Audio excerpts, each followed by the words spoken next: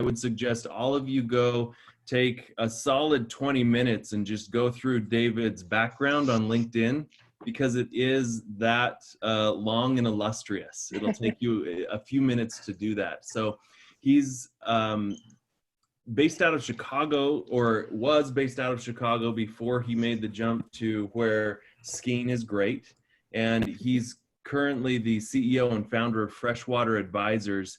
And I met David because of that work at Freshwater, where he is a technology scout for a lot of very large companies, and also a funding advisor for companies that are looking to raise funds. And so in my previous job, met with David, and he has an amazing background helping large companies, as well as great insight on helping startups and new companies get ready for funding. And that's what he'll be talking about today. So David, I'll turn the time over to you, and we'll do about 10 minutes of presentation, and then the rest of the time we'll do Q&A for the group to ask you some questions.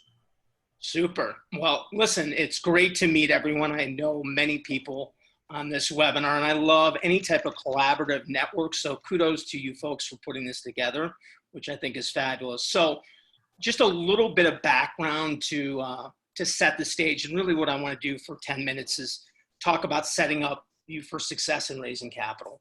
I was a CTO for the city of Chicago when I was young and had hair, and I watched a lot of emerging businesses launch while I was sitting on top of kind of government and helping government, transform itself.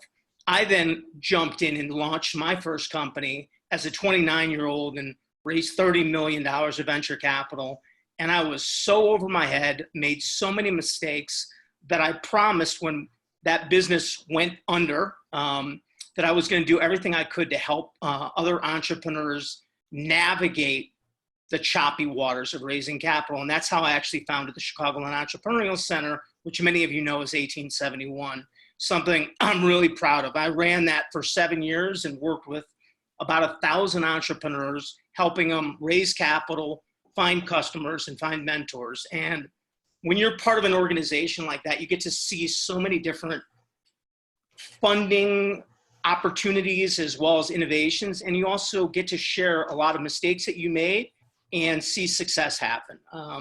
I've been on the floor with 5 companies from idea to $1 billion like Grubhub. And when you can watch that happen, it's a beautiful thing. So all that being said, let me share some insights that I've learned over the years about setting yourself up for success in raising capital. So the first thing is you got to have a great pitch deck. You have to have a story that is compelling, that convinces people that you know what you're doing and you have a nice background for actually executing on the business. So there's many resources about how to find the best pitch deck. So let me just give you a couple of guidelines that I found helpful. Number one, any pitch deck shouldn't be more than 12 to 15 slides. So when you see these long decks, won't work, because you need to basically hit with people's attention span very quickly. So 12 to 15 slides. What I look for in a deck and what I found the most successful is the opening slide, which often defines the problem. I like to ask the question, what was the impetus for you creating the business? And when you hear how somebody chooses to start a business, it really gives you a sense of their resilience to execute and what their thinking process is. The second step in a pitch deck that I think is critical is doing your research on other businesses in the same space. Many people think they have their new idea that nobody else has. I have found that you have to study the marketplace. So I believe a great competitive market analysis is really critical in how you convey what your business does relating to other competition in the marketplace. The third thing is you got to clearly convey what your business model is. How do you make money? And that needs to be simply explained. And if it's overly complicated, you're probably not going to be able to raise capital. And then the most important thing in a deck is, what is your sales or go-to-market strategy? I actually believe that having what we call a unique mousetrap for what your customer onboarding and customer acquisition will determine how you're actually going to perform. When I see decks with all these ideas of their product, what the market size is, but they don't tell me how they're going to sell or go to market, you know that business has a low chance of executing. So I want anybody who's going to go raise money to really think about how unique and what your unfair advantage is in how you're going to acquire customers and how creative and innovative you are. And I think that sets apart many decks. Let's see what else I have here. So those are some of the key things that I found in a deck that are really important. Obviously, the team is important. It's very important depending on what stage you're at. And if you have gaps on your team, that's fine to say that. One of the things that I've found many people pitching to raise capital, they think they have to answer every question. It is okay to say, I don't know. And it is even better to show that you're learning and you're willing to listen. And it's okay to have gaps in the deck in certain areas, as long as you acknowledge them and talk about how you're going to address them. So those are pretty important steps that I think set apart a really good pitch deck. Now, I believe there's so many resources out in the market right now. It is really critical when you're raising capital to look at as many decks as you can that you can find out there. Do your own best practices. It'll help you perfect your pitch, but it'll also give you some nice guideposts about decks in the marketplace that are winning. And just two resources that I use that are very helpful. Crunchbase is an incredible resource to get basically market comps on other companies that have raised capital.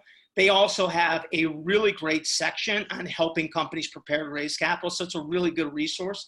And then I find Brad Feld's blog to be one of the most wonderful resources. If you don't know who Brad Feld is, he was one of the co-founders of Techstars. He lives in Boulder, wonderful guy. He actually took all the documents needed to raise capital and he put them on his blog site. And it literally is one of the best resources. I continue to go back to it for documents when I'm helping other people raise capital. So I think that's a really important step. Now, let me just share the last part, and then I want to kind of free flow this so that we can actually have a conversation. How do you actually find the capital, right? You better be able to exhaust all your own internal resources, and we call that friends, families, and sometimes fools. But that is a critical step. You better use every resource you have. And then if you don't have those resources, you need to be a relentless networker. Go to events like this. Go to as many events on fundraising in any community that you're at. Meet as many people as possible. And then set up a structure to actually meet a number of VCs that are invest in the type of business that you're looking at. So that involves doing really good research on on funds, and you can find them on Crunchbase or in your local community. Do as much research as you can. And I want to share a story with you. When you go and meet funding sources, be prepared and do your research. Find out how those funders have funded companies. Do as much research as you can. Find out what stories have gone well, what things have not gone well. And many venture funds these days actually have a section on their sites telling you how to prepare for the meeting. The worst thing you could do is go to a meeting with a venture fund and not go on their website, not read what they tell you to read, and then go to the meeting. And I want to end with this story. So we've been doing the Ski with a VC event here. Jeff Erickson from Carta, myself, and Vouch, where we bring VCs here to ski. And I brought my friend Mark Ackler, who's one of the best venture capitalists from Chicago, from Math Venture Partners. And I had set up a dinner, and somebody asked, what's the most important tip that you have for people coming to you? And he said, if people do not read our guide for preparing for the meeting, we end the meeting with, we're kind and we're empathetic, we'll end the meeting within 10 minutes. So I love that story because you'd be surprised how many people actually go to meetings and are unprepared or do the research specific for that. So I think that's an important step to it. And then the last thing is, know it's going to take a lot longer than you think, especially in these times. Fundraising never goes the way it's planned, ever. And so you've got to plan for much more time. And the last thing, sorry, I keep saying last thing, practice your pitch in front of as many people as you can get as much feedback as you can so that you feel as powerful and comfortable with your presentation as possible. So I'll stop there because I think that's been about 10 minutes and then open it up for questions. Just unmute yourself and throw out a question if you've got them. Hey, David, that was really good advice. It's nice seeing you again. I have a question for you. Recently, we've been seeing the influence of COVID on DEX in two regards. One, the new market creation and the opportunity, and two, a tightening on the finances. What have you seen, and what kind of recommendations or insight do you have when it comes to a more of a recession environment versus what we were in before? Great question. Every deck that I'm seeing now has a page on how you're addressing COVID, or if you have some type of pivot in your business model that can take advantage of hot market opportunities. So you have to address that. So it's a great question. Second question, in a recession or downtime is actually when I've had experience of the greatest funding occurring. It can be much tougher, but that's when many businesses actually get funded. And so one of the things that you really have to do is you have to network to primary sources so that you can get good meetings. And then the last part about recession-proof fundraising is a fast no is almost as good as a yes. And I'm telling you, a slow maybe kills you when you're raising money. So try to get to a fast no. You want to get to a second meeting, but a no is second best to a yes when you're raising capital. I have a question.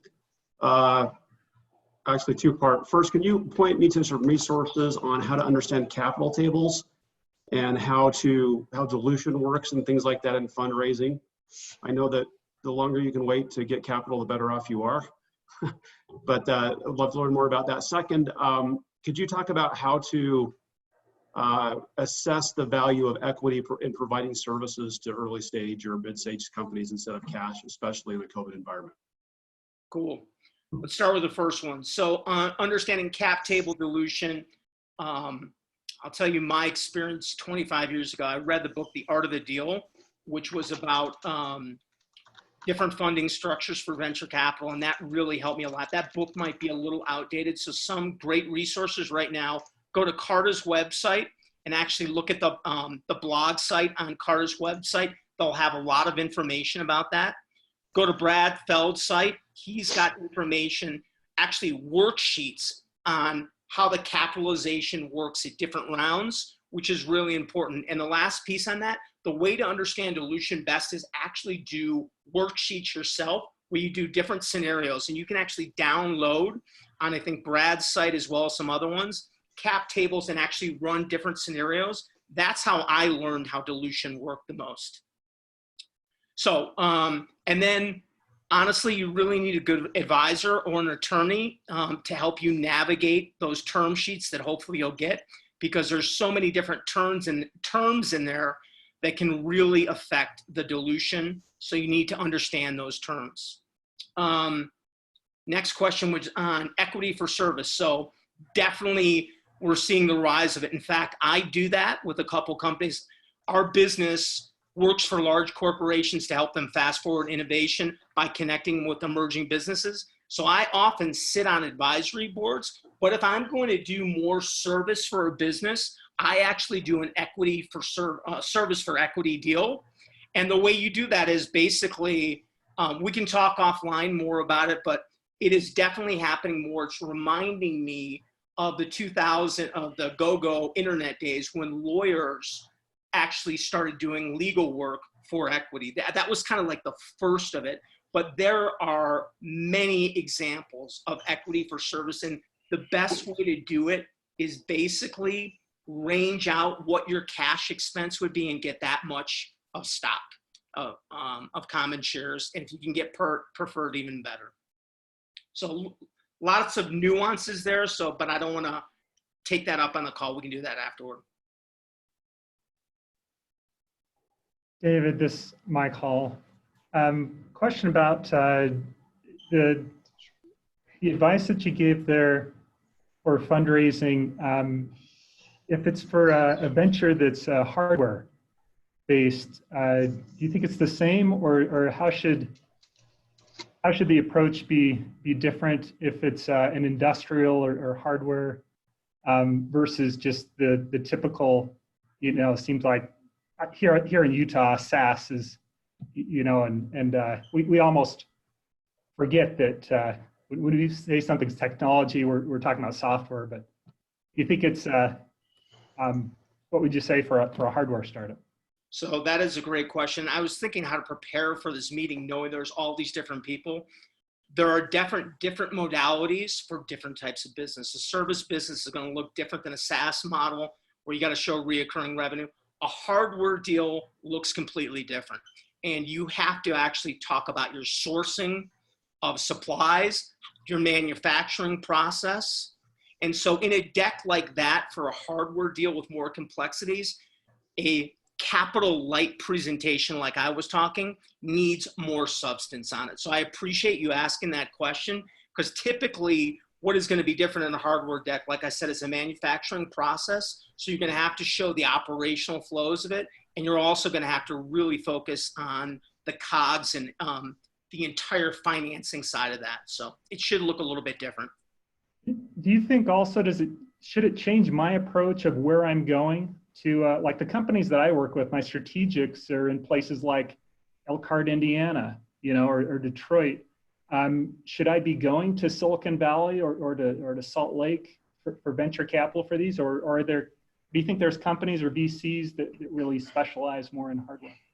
So great question, and thanks for laying up something I wanted to talk about. So one, for hardware, you better know your investors, because only certain types of investors do hardware deals. So you got to do your research on that. So I hope that answers that.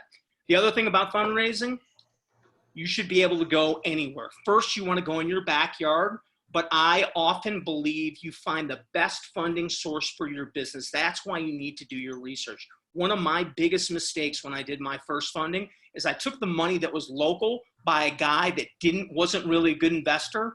And my other investors who put in less money were so much better, and he had more control of the company. So it's really important that you're relentless of finding the best funding source wherever that is. And now with virtual existence, you can raise capital. You don't have to be in your own backyard. I think the days of going to Silicon Valley, they'll always be there, but there's so many other hotspots for raising capital. So just be good about doing your research about it, but always look in your own backyard first.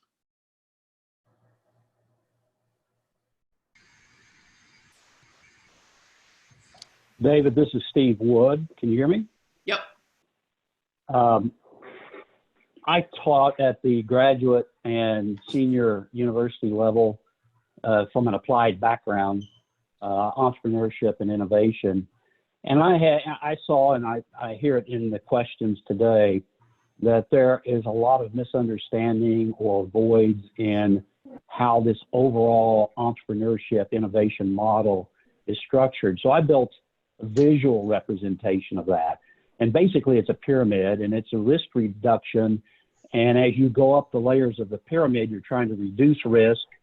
And to do that, there's basically 5 elements in that of your business.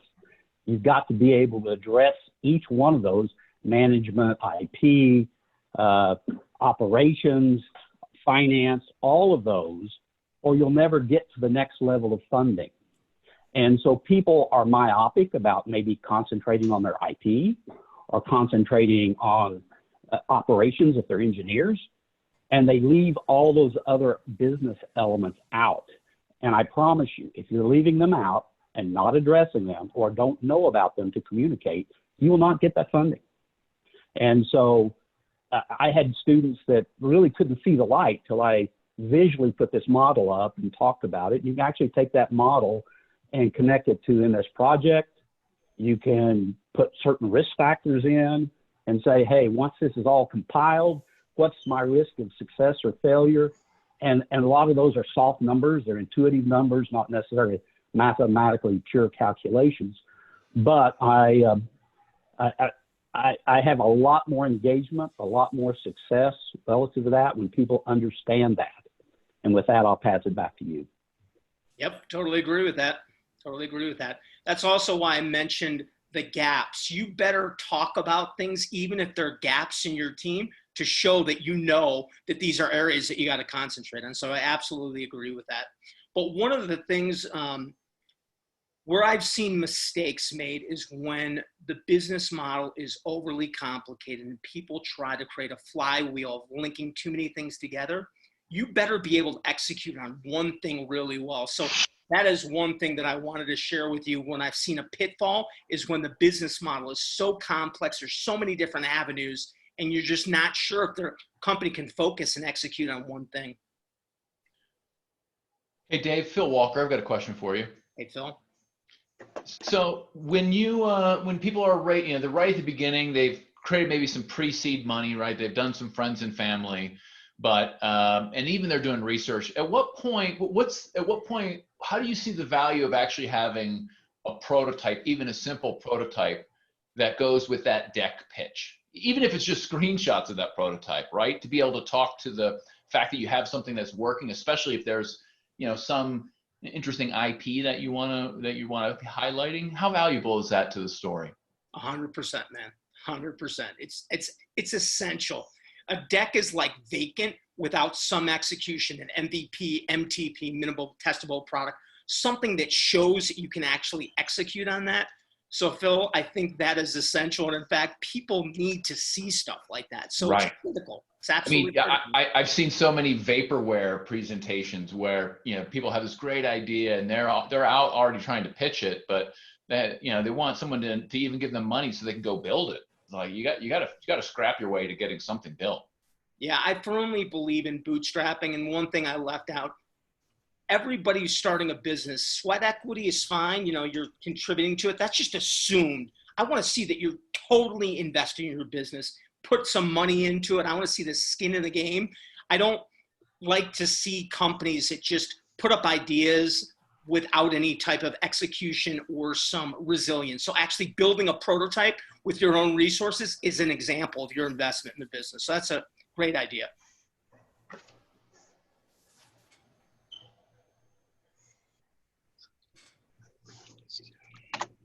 David, you mentioned of the 4 or 5 things that were important in your deck, one of them was a compelling story.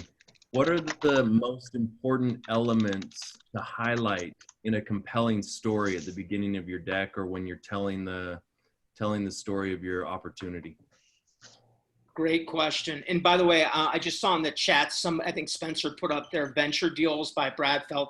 That is an incredible book. So good resource. So personalize the story.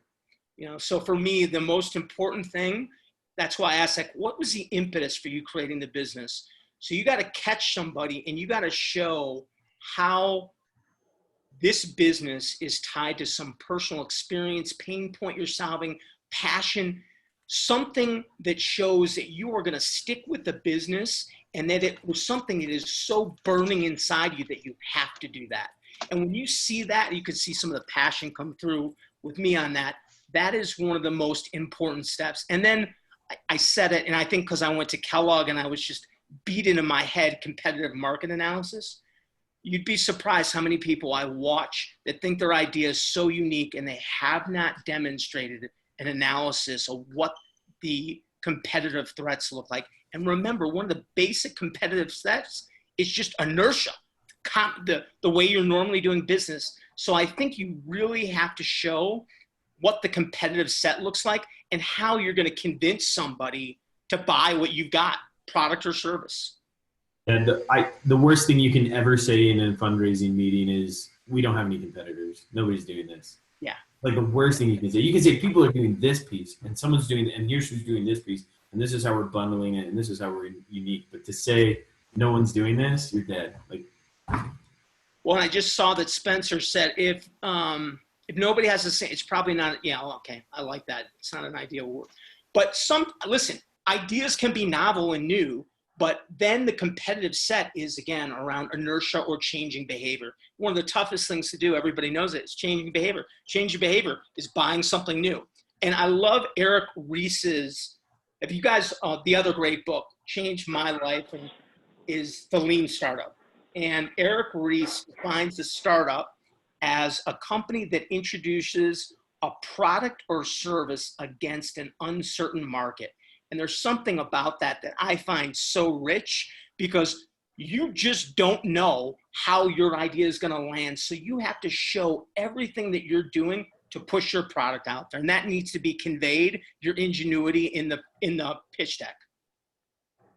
So David, just David, a this is question on your competitive analysis, because that was another element. Like an example, if I'm Michael Hall in the hardware space and I'm putting my product out there, what should I be showing investors are the specific elements where I compete well, or how have you seen that really portrayed well in a pitch deck, that competitive analysis that you're talking about? Great question. So, and anybody on the phone who I coach knows exactly what I'm going to say. One, anything that compares features and functionalities between businesses, that's like part of it. What I like to see is information about how much money the competitors have raised, what their valuation is, what their product set is, and actually some of their referenceable clients. And so I actually like business statistics blended with the features and functionality. If you just do the features and functionality, but you don't show me the health and the momentum of your competitors, your base, that's what the venture funds do. When they go back, listen, I was part of a $10 million fund. We would go back and we would have to do a competitive set analysis. When you do it in your deck, you're actually arming your potential investors that you know what type of analysis they're going to need to do as a sensitivity test on whether or not they're going to do the deal. So anyways, I hope that answers your question. Blending business statistics and business metrics, valuation metrics with the features and functionality. And David, this between is 5 to 7 companies, typically 5 to 7 companies. David, this is Steve Wood again. I'd like to give a caution to everybody when you're at the ideation, friends and family and fools level of capital raising. Make sure you understand the exit strategy and exit point and capacity of each of those people. I've had 2 ventures that were great, and they got completely bogged down by members who took an equity piece and then just drugged their feet. Everybody else was ready to put up equity. There weren't the right situations in hand to take them out. And you've got to be very, very cautious if you're not working with a professional venture group. So I have a different opinion on that. One, it depends on what stage. I find that companies early on, if they talk too much about their exit, when I just don't even know if they can actually start the business, I find it distracting. When companies are I'm not pardon me, I'm not talking about an exit strategy of the business. It's when they want to exit, which may be different than the exit strategy of the business, or even if the business has formed an exit yet. I agree with you.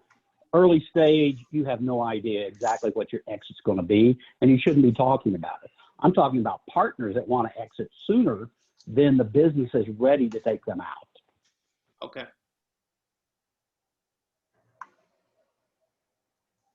You're saying having proper agreements in place that allow you to keep your cap table clean or keep your team clean because things never go as planned, right? Are you able to adapt to the needs of partners in business? So what's the question, man? Is that what you were saying, Stephen? Oh, yes. If you're directing it to me, absolutely. Make sure you get, I hate to say it, get legal documents early on and fund that. That's an important part. And make sure that you know that point of pain that the participants no longer will participate, and have a plan to get them out if they have to be in it. With that, I'll end my comments on it. Thanks. David, we've had a few people ask about connecting with you on LinkedIn. Are you okay with everybody or people sending you connection requests? Absolutely. Absolutely. Happy to do it. It does require your email address. Would you mind in my follow-up email today if I included that? Dave, or how do you feel? It's David@freshwateradvisors.com, but please go ahead and do it. Yeah, I like to be as accessible as possible. You want to know why? This is what I love. I love being with entrepreneurs. It's my passion, it's like my purpose. And I get better when I spend time. We golf on Fridays, four of us entrepreneurs. And for me, the whole peer network is critical. So you're helping me get better in my life by connecting with me. So I will always connect anybody who reaches out to me. I should say almost always. That's awesome. Thank you. This is awesome advice, David. Thank you so much. I'm super excited to have this transcribed so that we can get all of your nuggets and send out an article or something like this, because it's been fantastic. I know we do have a time limit. Michaela, how do you want to address that? We may have some additional questions though.